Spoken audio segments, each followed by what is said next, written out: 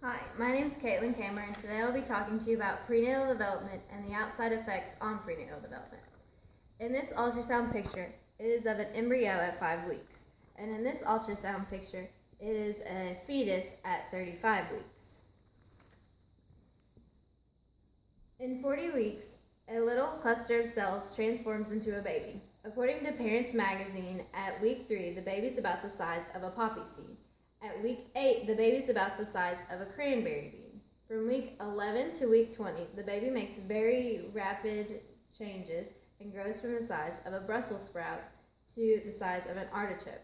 At week 30, the baby is about the size of a large cabbage. At week 35, the baby is about the size of a honeydew melon. And finally, by the time the baby is ready to make an appearance in the world, he or she will be about the size of a watermelon. At the moment of conception, prenatal development starts, and everything the mother and father does from this point on affects the baby. It's important to know how a mother needs to take care of her body while the baby is developing and what exactly is happening during this development. Firstly, I will talk about the 3 stages of development. Secondly, I will talk about the maternal effects on pregnancy. And lastly, I will talk about the paternal effects on pregnancy. At the moment of conception, prenatal development starts, and everything from then on that the mother and father does affects the baby. According to Lifespan Development by Robert S. Feldman, prenatal development is separated into 3 stages. The first stage is called the germinal stage. This stage is the shortest of all stages, and it starts from fertilization going to 2 weeks.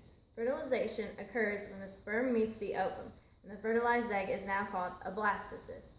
This stage brings rapid cell division, and with cell division comes cell specialization.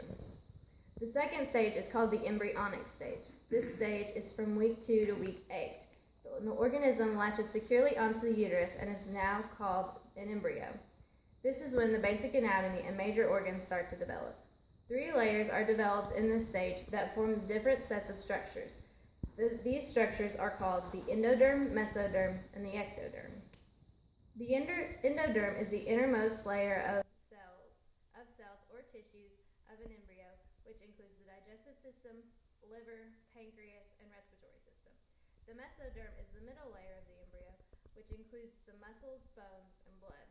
The ectoderm is the outermost layer of cells or tissues, which include nervous tissue, skin, hair, teeth, nails, etc. The third stage is called fetal stage. This stage is from week 8 to birth. This is when the organism is finally called a fetus, and the stage is characterized by rapid development, and in only a few short weeks, the fetus triples in size, and the body structures develop greatly.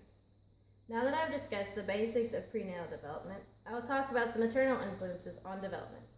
According to the Center for Disease Control's articles on tobacco use and alcohol use during pregnancy, while a mother is carrying her baby, there are many things that she must be aware of because there is a possibility of harming her fetus.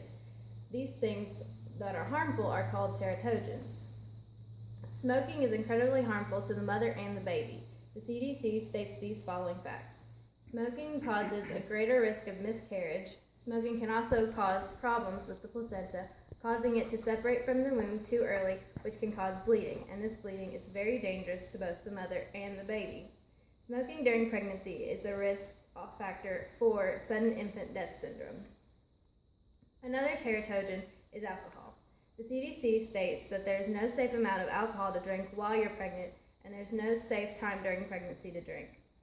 Alcohol abuse can cause fetal alcohol spectrum disorders that can cause lifelong effects on the baby, such as low birth weight, learning disabilities, and problems with the heart, kidney, and bones. According to Women's Health, another factor that mothers must consider if they have any sort of illness or complication that might harm the baby. One of the many complications is a sexually transmitted infection. STIs can be passed from mothers to babies during delivery and can cause low birth weight, dangerous infections, brain damage, blindness, deafness, liver problems, or stillbirth. Another example of an illness is HIV. If you have HIV, you run the risk of passing HIV onto your baby during delivery.